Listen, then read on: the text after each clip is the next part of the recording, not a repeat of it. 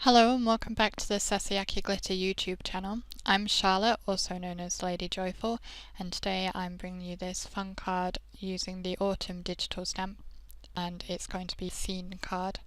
I will colour in the digi first and then I'll show you how I made the background. I decided to do an autumnal card because I really like colours of autumn, and even though winter is underway here in my part of the world, I thought it would be nice to reminisce on the autumn colours. So I'm using my Spectrum Illustrator markers and starting with colouring the girl's skin. I first put down a layer of FS8, which is eggshell, all over the base layer, and then I'm going in and using TN2 to add my shading, that's honeydew. I'm only doing the face and the ear to start off with, but I will do the rest of her skin later. Next I'm using FS4 blush and going over the shadow area and just kind of bringing it out a bit more towards the lighter area. And I will keep doing this, going backwards and forwards over the colours. My next colour is FS7, which is linen, an even lighter shade. And I will go back and forth several times across the shaded area to draw that out. And then finally I will go back to the FS8 to blend it all together. You can, if you want, add shading to give her a nose, but I didn't do that. So for the boy's skin I'm using the same, almost the same colours, but I swapped out, I bought in the GB2, I think it was, caramel. So now I'm colouring the girl's hair, and I'm starting with my darkest colour, which is B02, which is mango, a nice orange colour, not too bright orange. So I'm laying in the shadows and then flicking in some lines, following the direction of the way the hair is drawn, so the contours. Then I will go to my next darkest colour, which is GY2, which is called Mimosa, sorry. I'm flicking that in and drawing the lines a bit closer to each other now. And this will make a nice kind of blonde hair colour. My next lightest colour is TN2 Honeydew, which is the darkest colour I used on her skin. And again flicking in and filling in the white areas a bit. And then I am using FS8 Eggshell, which was my lightest skin colour, and going over the whole lot. I then go back in and add another layer of all the colours just to increase the depth, but I didn't show that. And then I realised I hadn't given the girl any blush, so I'm using PP4 to add some blush to her cheeks, and then I will blend it out with I think this is, oh yeah, FS3, and blend that out again with the FS8. I'm then going to colour the boy's hair, and I'm going brown for his hair, starting with henna TN9. I struggled with this hair a bit, I will admit, because I've not done this. I don't colour boy hair very much, I mostly do girl hair, so it was just a bit trickier, but I got there in the end. So I'm kind of going with the same idea and laying the shadow areas first, and then flicking in from the edges with my darkest colour. Then I'll go to my next colour, which is Oak Tree GB9. Excuse me, which actually I think is darker than the henna. They're very similar, so sometimes I get them muddled up. So I flicked that in, and then I will switch to my next lightest colour, which is TN7 Leather. And you can see my hex chart that I use for my markers off to the side. I don't have a lot of markers at the moment, but extra is very helpful because it lets me see which colours go best together.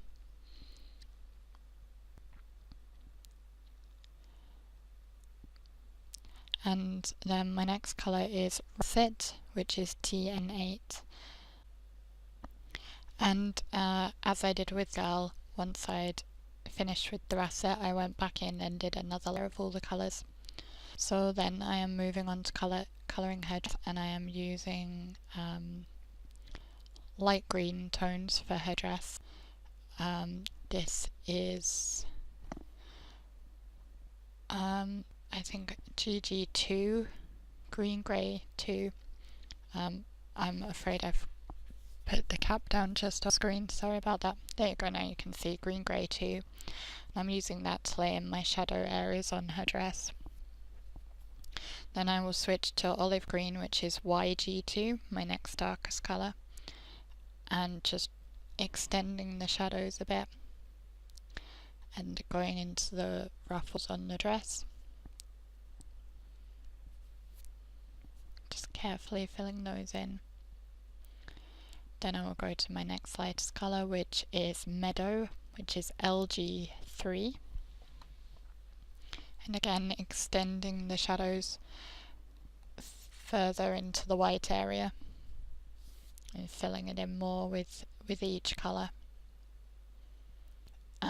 Sometimes the colours don't blend as well as I would like because I have, as I said before, I don't have a very wide selection of colours. Now I'm using LG1 chartreuse, so sometimes I have to work it a bit to get them to blend as well as I would like. So I went over everything with the LG1 and fill out the dress completely. And then I'm just going back in again and darkening up the shadows a bit. Oh no, I'm using my blender pen first and just fixing where I went over the lines a bit. Then I'm using the same colours to colour the tips of her shoes. So that was the green grey 2 and then the olive green to extend the shadows, and then it will be the meadow. And I tried to use similar colours when colouring the images because for example these same greens for the dress and the shoes just help tie everything together. Now I'll just finish it with the chartreuse. Then I'll move on to colouring the little boy's outfit, and I'm bringing in some other alcohol markers. These are Yosoo alcohol markers, which are quite inexpensive markers I got online, and I am using them to colour his jeans because I only have one blue Spectrum Noir marker, so I just thought it would be easier to bring in my other blues for this. So I'm now using B241, which is sky blue. I'm afraid I didn't put the cap down for the darker colour, so I can't remember off the top of my head what shade that was. And then I am using the Spectrum Noir blue that I have, which is IB1, which is called sky blue. I'm just using that to bring the colour out. That's been my lightest colour.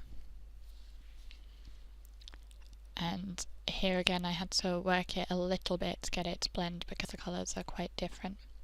Then I'm using my dark green Spectrum Noir markers, and these are, I can't remember if I said Illustrator markers, so they do have the brush tip. So I'm using these for his jumper or sweater, whatever you call it where you're from. And this darkest colour is Forest Green, which was DG4. I'm then switching to Camo Green, which is DG3, and extending the shadows out. Just working over the lines that I'd put down originally and drawing it out. And then my lightest colour is DG2 Bamboo, which I find there's quite a gap between the the bamboo and the camo green, even though they're only one number apart from each other. Sometimes I have some difficulty blending them. Then I will use that same dark green combination to finish off the girls' shoes, because as I said earlier, I want to try and keep my colours fairly cohesive within the image, so that I'm using the same combinations of colours. So that was the DG4, and now we have the camo green DG3, which is the mid-tone I am using. And then I will bring back the DG2 bamboo to finish it off. And once I'm done with that, I will move on to colouring the soles of her shoes, of both of their shoes. And as I don't have any grey Spectrum Noir markers at the moment, I will use Yosoo markers again for those.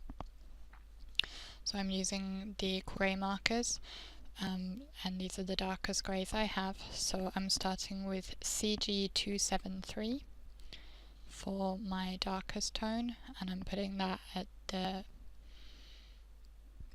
either end of the soles, and then moving to CG272 for my mid-tone, just extending the shadow towards the centre, and then I will use CG271 just to finish filling it in.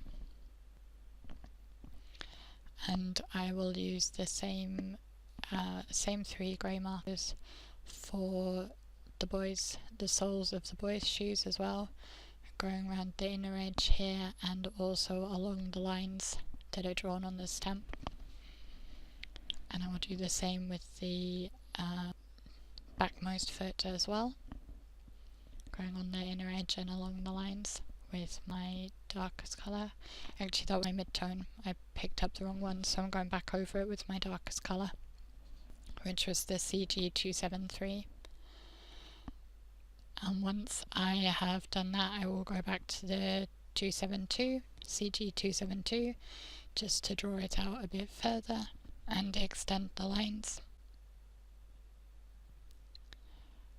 And once I'm happy with the shading on those, I will again go back to my lightest colour, which was the CG271, and just fill out the whole thing and make sure it's blended exactly how I want it.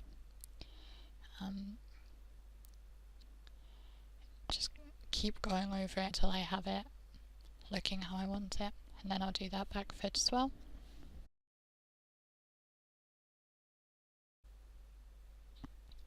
For the edge of the sole, which I'd almost forgotten to do, I will go back in with the same greys, and I'm doing it in a similar way to the girls' shoes, but there's kind of a curve in the middle, so I'm making sure that area is dark as well, just to emphasize the shape of it. Then I will go in and colour the shoe itself, and I decided to go for browns for this, again to avoid bringing in too many other colours. So I used the henna as my darkest colour, then leather, which is TN7, is my mid-tone, and then for the highlight area I'm using TN8 russet. Then I'll move on to colouring the cats, and I'm using yellow greys for the first cat.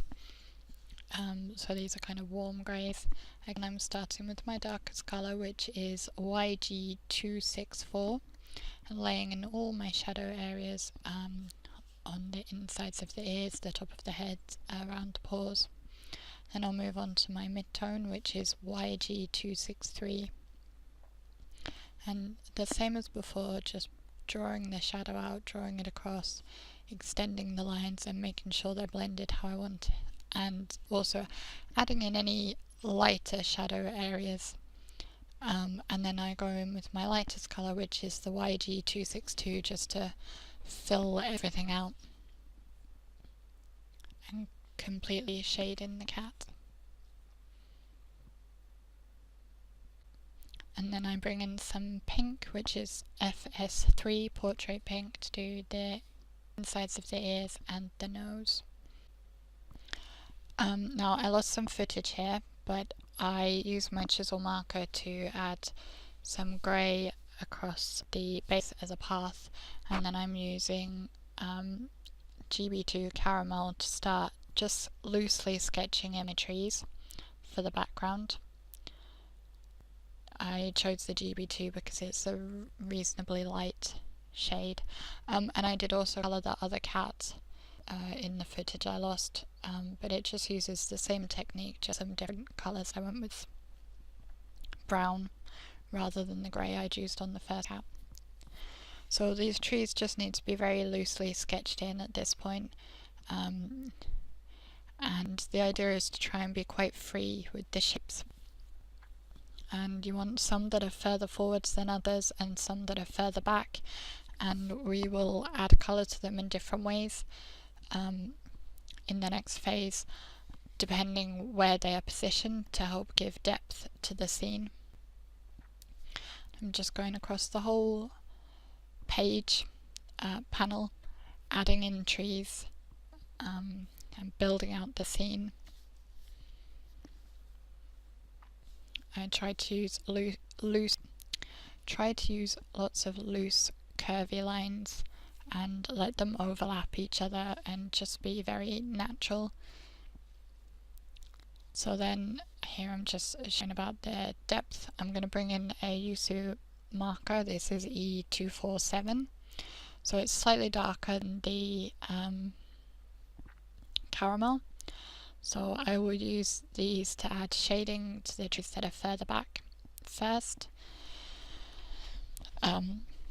Further forwards. The trees at the very back will be the lightest because they're in the distance, so that lets them fall back, and the ones at the front will have stronger colour. So at the moment I'm adding colour to the mid-level ones, and now I'm adding the same E247 to the frontmost trees, and I'm just going over the same lines I had done before, just darkening them up and strengthening the colour to make them bolder and just bring them more into the foreground. So I just do that with this last one on the left hand side. And you can kind of fix the shapes of your trees and your branches as you go along, if there's anything you're not happy with. So then I'm going to bring in another slightly darker shade, and this is again a Yosoo marker, and this is E168. And this time I'm just putting that on the frontmost trees, the furthest forward ones. So I basically have 3 levels of trees. There's 3 at the front, 2 at the mid-level, and 1 at the furthest back. So this colour is going on the frontmost ones. There's 3 frontmost ones. Actually, it looks like I'm doing this one as well, which is not the very frontmost one because the one on the left is in front of that one. But the idea still applies that the darkest ones are at the front. So now we'll go over this one on the left, the darker one. And it doesn't matter if you don't completely cover up the lighter colour underneath. In fact, you don't really want to, because it helps add shape and depth to the tree. So now I'm taking my darkest colour, which is E169, again a Yosoo marker, and going over just the very front trees.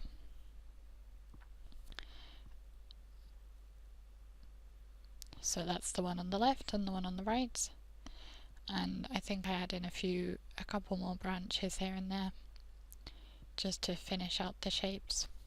Then I decided that the backmost one was a bit too pale, so I decided I'd actually go in with the lightest Yosoo marker, so my second lightest marker, which was the E247, just to bring that one into frame a bit more. Now I'm going to add my grass using so I'm first using the chartreuse, which was the LG1. You can see I went across the tree, which wasn't very clever because it kind of dulled down my tree, but that doesn't matter. So now I'm just making sure I go in between all the gaps and filling out that grass area. And then I'm going with the same idea as with the trees, that I want it to be darkest towards the front. So I'm now filling in with my next colour, which should be the LG3. I'm afraid I'm not showing the cap again. But I'm covering up the lighter green again, but not going as far back. And then I will do the same with the olive green, the YG2. And doing that just in the front. In my mind, I kind of split the grassy area into thirds. So this, I'm using the darkest green on the front third of the grass, and then I'm going back over. So I went from lightest to darkest, now I'm going from darkest to lightest just to blend back out. At this stage I was a little worried about my colour choice on the girl's dress because it seemed like it was getting a bit lost in the grass, but we're not done yet, so we won't worry about that. We can kind of solve that as we go along. So now I'm switching to the dark greens to add in my blades of grass, and again the concept of, you're probably fed up of me repeating it, but with the darkest at the front. So I'm flicking in my darkest green, which is the forest green, and then moving on to my next darkest green, the DG3 camo green, and again flicking, and these flicks are getting smaller as they're going back as well because they're getting further and further away. And just building them up as I go. And then I will switch to the DG3 bamboo, and I'm adding some of the lighter ones further forwards as well, because of course grass doesn't look the same colour. Nature varies in colours, it's not one solid colour, so it's good to kind of overlap the different colours and draw them into each other a bit. And then I'm also going to go in and add the lighter greens as well as blades of grass and flick those in, just to help kind of blend it all together and make it look a bit more realistic, I guess, like real grass. And then with the lightest light green, the LG1, which was chartreuse. Now those are all the colours I'm going to use for my leaves, and yes, it's a lot of colours. There's Yosoo markers and Spectrum Noir markers, and I'm going to start with GB2 Caramel, and I'm using the brush and just really quite randomly doing swoops and flicks of colour. It's kind of quite an abstract look, and I'm just trying to fill out the canopy of the trees. So that's with the GB2. And then I will move on to, I'm using LY1, which is light yellow, and again doing the same thing, just flicking across at random. There's not really any rhyme or reason to it other than that I'm going horizontally, not vertically with them. Then I'll switch to the olive green, which is YG2. And I chose my colours based on just autumn colours basically. This is GY2 Mimosa, and again I was trying to stick with colours I had already used and not bring in anything brand new, just to help tie the whole scene together. Then I'll use the mango, which is BO2, and you can really see it starting to come together now. Now I swap over to the Yosoo markers, and these don't have a brush tip, so I'm using the chisel tip to lay in these colours. So this is Y3, and then I'm using R144, which is mahogany. So this is a new colour, but I felt that it needed a bit more red tones. Now here's where I went wrong. I meant to pick up the lightest dark green and I didn't. I picked up the mid-tone and it was a bit more intense than I was looking for. But once I'd started, I didn't want to just give up, so I went over it with the other colours to try and dial it back a bit and blend it out a bit more, and it didn't work quite how I wanted, but never mind that. Now I'm going to go on and I'm adding fallen leaves. I'm dotting in each of the colours that I had for my leaves. I'm dotting it over the canopy area, but also dropping it down through the grass and even across the pavement to look like fallen leaves and bits of leaves that have fallen. And I did that with all the colours I had used in the trees. And now I'm slightly out of frame. I'm adding in shading underneath the figures at the front of my image and underneath the leaves, using the mid-tone of my yellow greys and then blending out with the lightest one, which is the one I'd used for the path.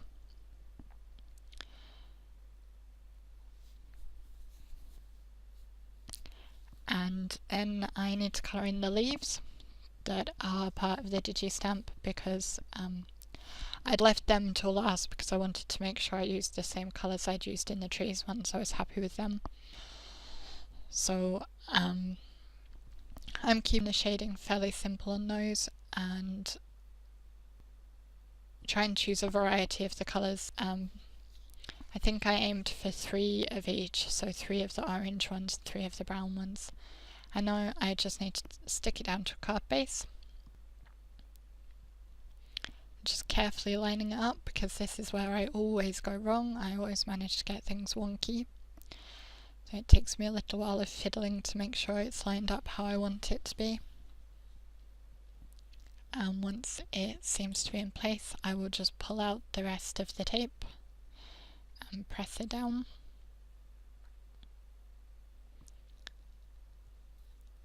And there's a little bit of card base showing, I'll just trim that away. And that will complete this autumnal card.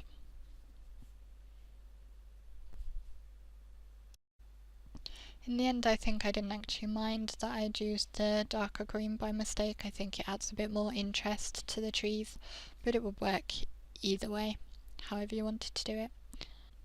I hope you enjoyed watching me make this autumn scene card, and if you decide to make one yourself, please do tag us on social media and show us, because we would love to see what you make. If you enjoyed this video, the like button is down below, and you could also leave us a comment whilst you're there. We have plenty of other videos for you to enjoy on our channel, so check those out, and you could subscribe to be certain that you'll never miss any of our future videos. Thank you so much for watching, and I hope to see you again soon. Bye!